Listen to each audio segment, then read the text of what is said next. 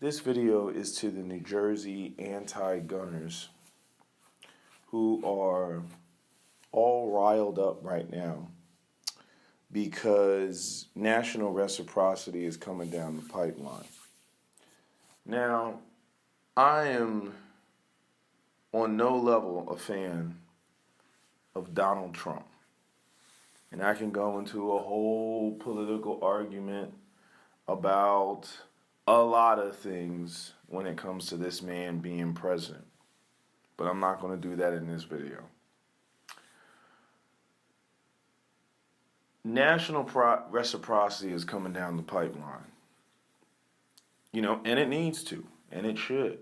I'm not even getting into the whole argument about states' rights and, the conservative hypocrisy and that and all that stuff. Because the same point could be made about integrating the schools back in 1955 with Brown versus Board of Education, where the schools were integrated because they were violating people's rights, right? But what frustrates me is the intellectual dishonesty or intellectual inconsistency that I see coming from the anti-gunners when it comes to the Second Amendment, and especially things like carrying a gun concealed in New Jersey. Okay, so last couple of days I've been, I just type in New Jersey gun laws or New Jersey gun control laws, and I always see these articles that come up. And they always got, the ceasefire in New Jersey and, God's Call or whatever that organization is called. And they make this argument all the time that there's going to be blood in the streets and blood in the streets. And we can't have people walking around with concealed carry permits in the state of New Jersey because there will be blood in the streets. And you know why that's such a preposterous argument?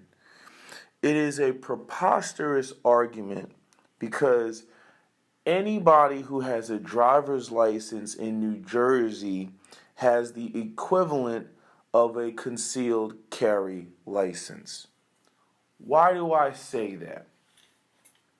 So, in other words, the argument is if people can carry legal guns in the state of New Jersey, and they've been through the the concealed carry training course and all that, that they are somehow more prone to violence and, again, blood in the streets. But yet, everybody, every day, gets up, gets in their car, and drives back and forth from work with essentially no incident. There's car accidents all the time.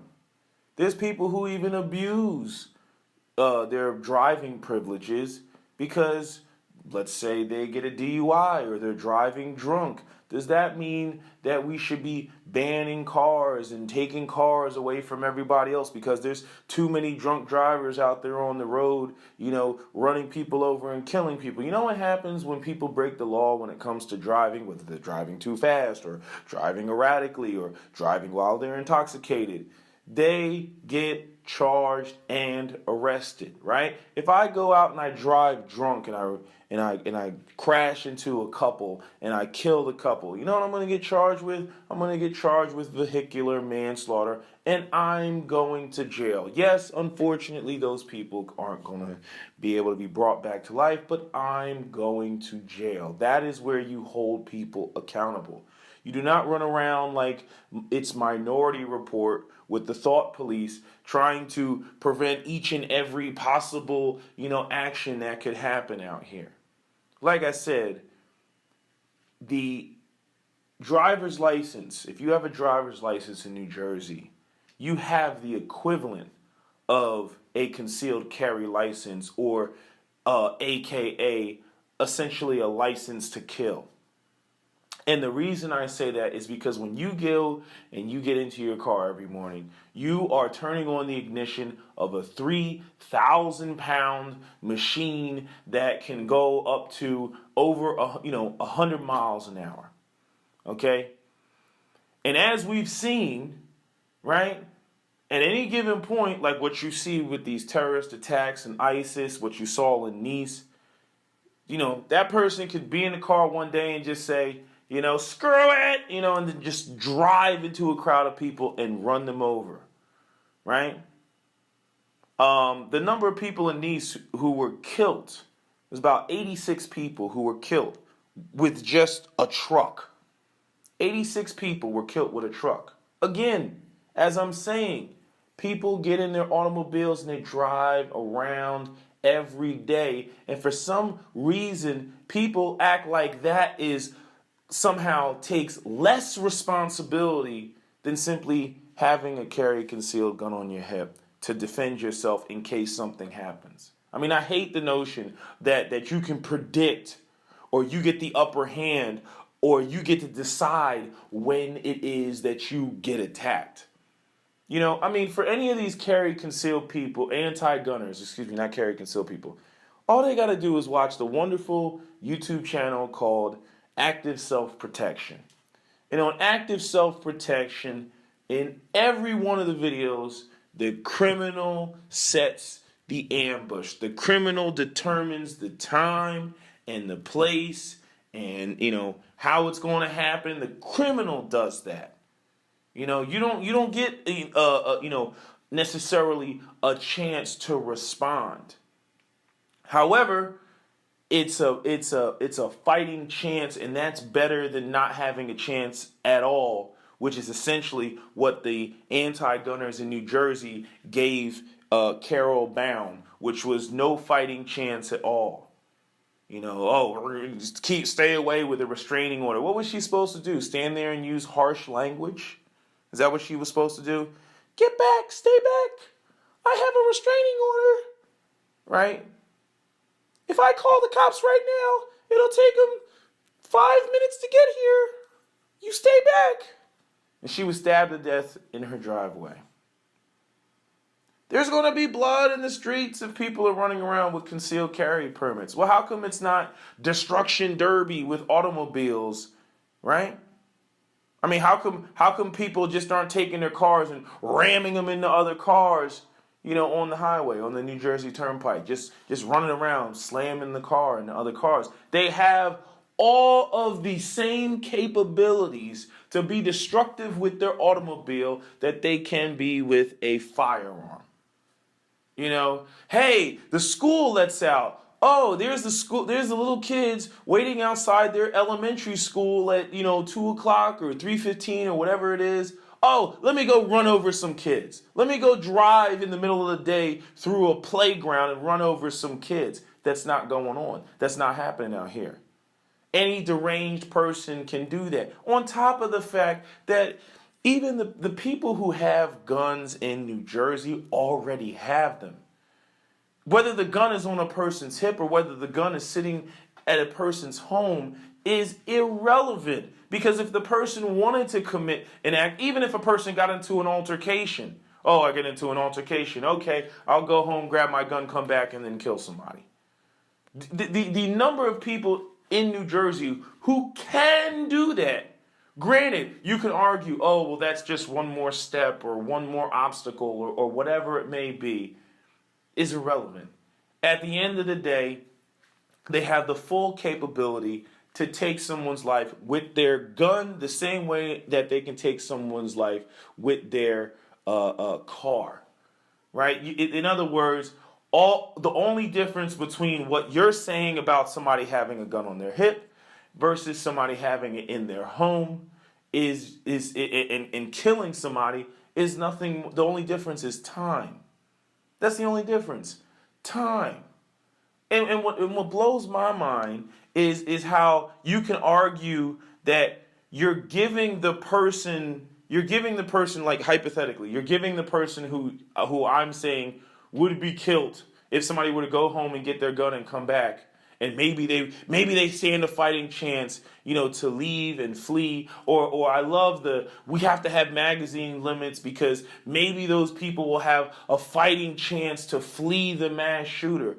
What about the fighting chance of the person being robbed, or the person being carjacked, or the person, the woman, about to be raped?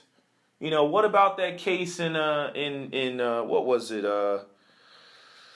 With the Paco train station where the woman was abducted and then she was murdered, right? And it was two guys and they were in Camden, and she couldn't defend herself. A woman is not going to be able to defend herself against one male, let alone two males. This whole, fighting chance. Oh, they got to give them a fighting chance. Why don't you give the fighting chance to the people who do want to actively defend themselves?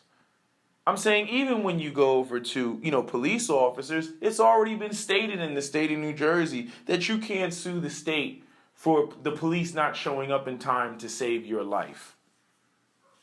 But you're not allowed to essentially defend yourself on the street.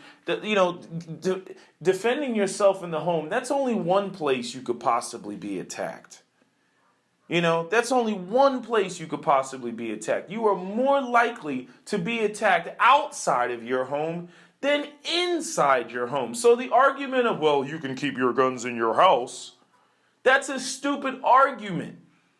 Because most people are not attacked just while they're sitting at home. They're going to be attacked when they come home late, from work one night. They're going to be attacked when they're going to the ATM to pull out money, They're going to be attacked if they, get lost and find themselves on the wrong side of a bad community. The other horrendous, just logic is, I was reading an article, and this isn't the first time that I've seen this done. I was reading an article, and the article said that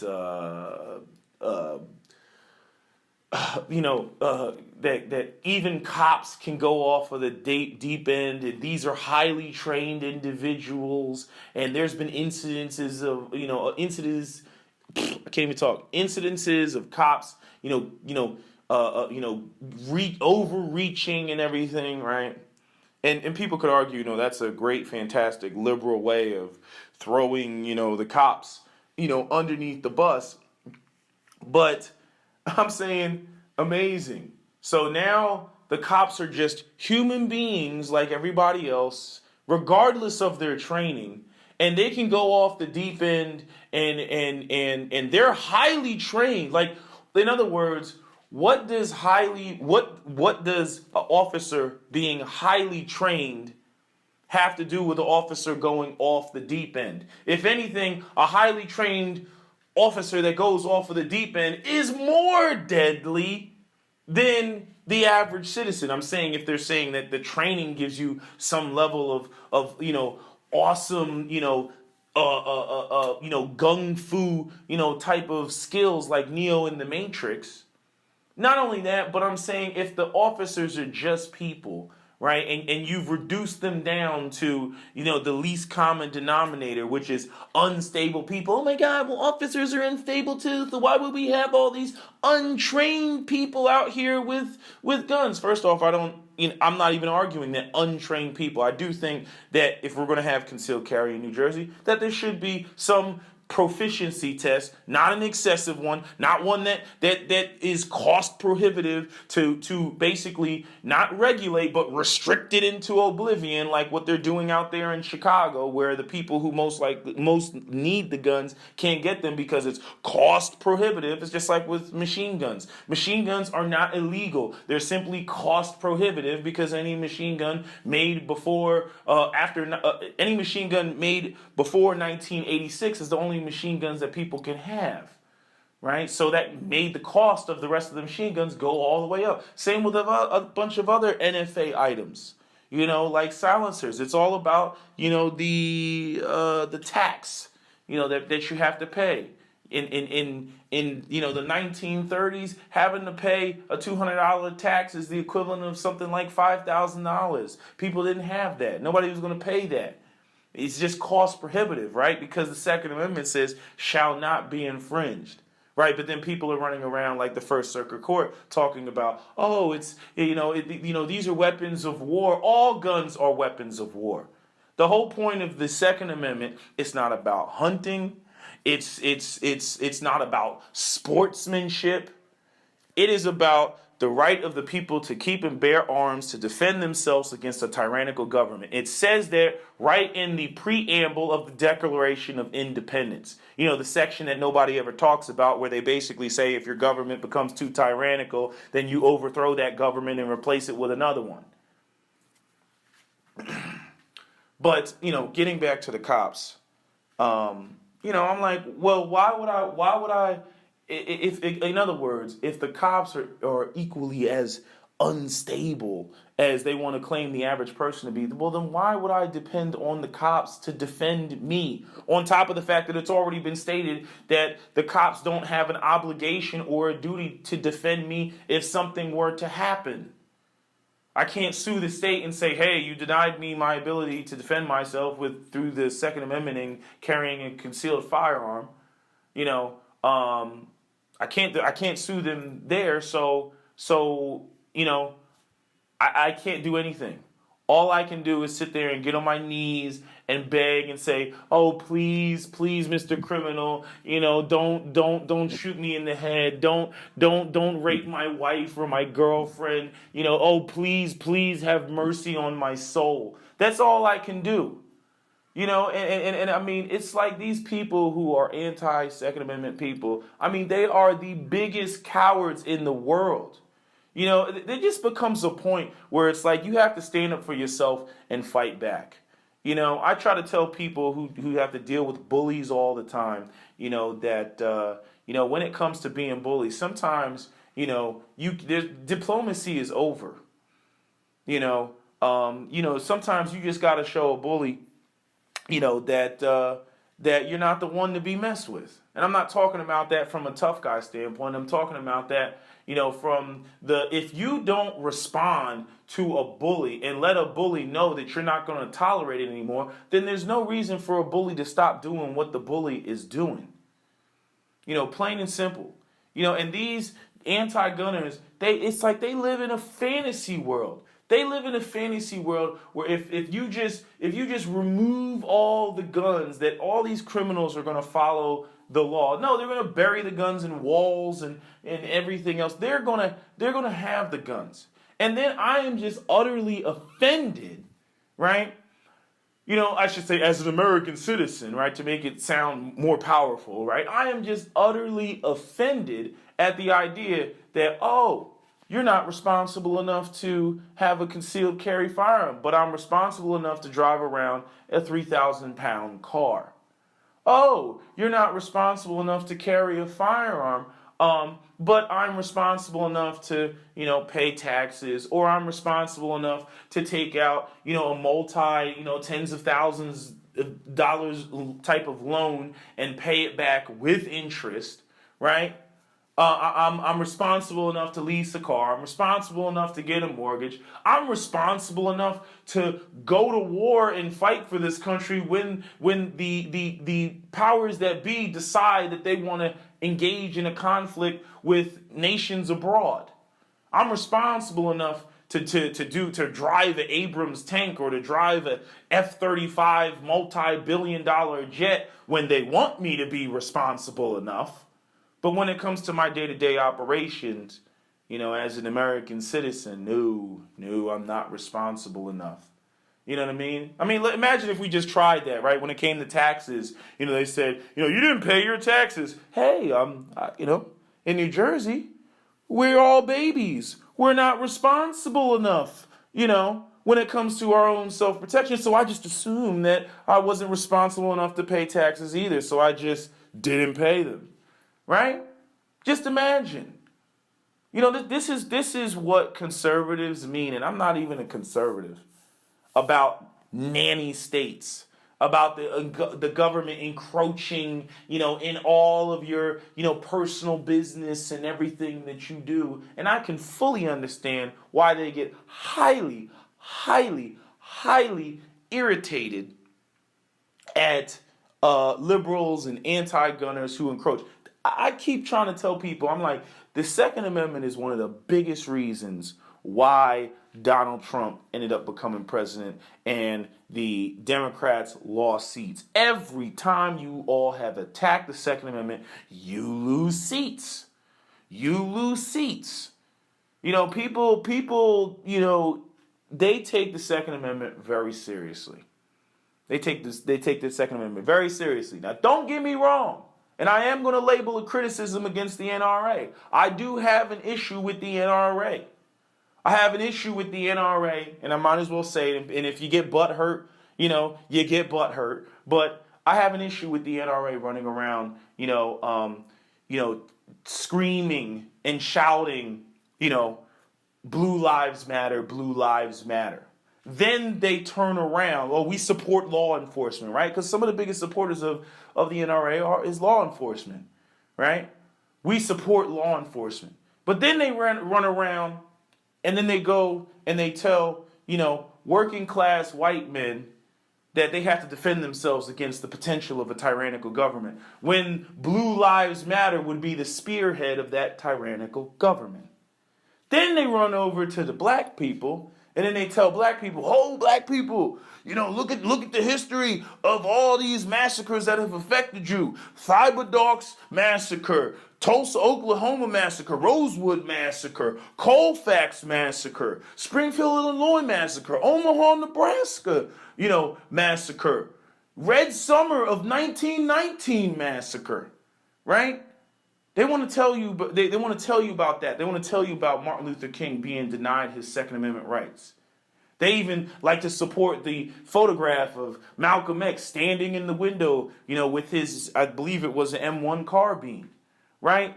So they pander to each side and then, try to be the negotiator and the diplomat between each side, although I personally don't see them. No, I can't say that because they have Coleon Noir. But there's a lot of telling every side, that they need to defend themselves from the other side. Working class white people, you got to defend yourself against those inner city black criminal thugs. Black people, you got to defend yourself against, racist and a government that has a history of being racist towards you. White people, you got to go out here and you got to defend yourself against a tyrannical government, and you got to defend yourself against, they don't say police officers, but real talk, if again, 93% of all American police officers are Caucasian. So again, if tyranny were to happen and somebody was going to knock down your door and take your AR-15, it ain't going to be black people. I'll tell you that much. It's going to be the people who look like the people who are most likely listening to this video right now, because, unfortunately, there aren't a lot of black people who are all about their Second Amendment, although the numbers are increasing, with all of the bigots that are running around who are showing their natural ass because Donald Trump is in power. I don't need to sit here and sugarcoat a lot of the white supremacy that has come forth since Donald Trump has become president. But then the NRA goes over to law enforcement and says, we support you. Blue Lives Matter. Even though they told the black people, hey, black people, you got a history of racism going towards you. You all need to arm up. That's why we put Coleon Noir on here to talk about, these issues that have affected the black community. But we don't support Black Lives Matter. We support Blue Lives Matter, even though Blue Lives Matter would be the spear tip of any tyranny if tyranny were to happen. You see what I'm saying? Right? Mind blow right now. Right? So, again, I try to be as fair and balanced when it comes to all this as possible. And I try to have I hold myself to a high standard of intellectual honesty and philosophical consistency. And I do not see that when it comes to, a lot of the rhetoric and a lot of the battle cries and a lot of the, oh, we need this and we have to stop this and we have to prevent this and, oh, save the children. I mean, it's smoke screen and mirrors. And I do believe that a lot of people see past that when it comes to the Second Amendment. I just wish that the intellectual integrity of the type of arguments I see coming from the Second Amendment gun community were also applied in other areas that don't have anything to do with guns. It's just like how, I can watch MSNBC and there's a lot of things that are said, that, I can agree with. I'm like, hey, that makes sense. Yeah. Oh, I see the corruption over here. Or, oh, I see this, I see that, right? But then when they get to gun control, it's like they lose their mind. It's like there's no consistency. There's gotta be blood in the streets, right? And then when I go over to the conservatives, right, when we want to address, when they're talking about guns, 100% spot on. I'm like, yeah, tell it, brother, right? But then when they jump on anything else, any sort of complex issue, they want to boil everything down to it's all about choices and personal responsibility. And if you're just shafted, you're just shafted. Sorry, that's just the way the cookie crumbles, right? And again, a lot of the people, who think like that, they somehow put themselves at the top of the totem pole, and they don't. It's like these people who went out here didn't even know that the Affordable Care Act is the same thing as Obamacare, voted for Donald Trump, and now they're going to lose their health care. And I'm like, you have to be an idiot. But again, it's like they can make sense about one thing, and then they go over to something else, and it just completely, like, the intellectual integrity completely falls apart. But anyway, I wanted to keep this video about guns. I didn't want to go off into some, other topic. So I'm going to end this video. But I had to put this out here because, I've just been sitting around watching all this, and I've just been so irritated and so frustrated of the idiots on both sides that, I just had to put this out here and, set the record straight. So, I know people do if you like my videos, like and subscribe. I don't do that. I barely make videos. I'm just putting it out there, so that it's in cyberspace forever, for, people, if people want to use my argument and apply it, to, their next conference or something about the Second Amendment, feel free to do so. Anyway, that's my video. New Jersey gun laws out.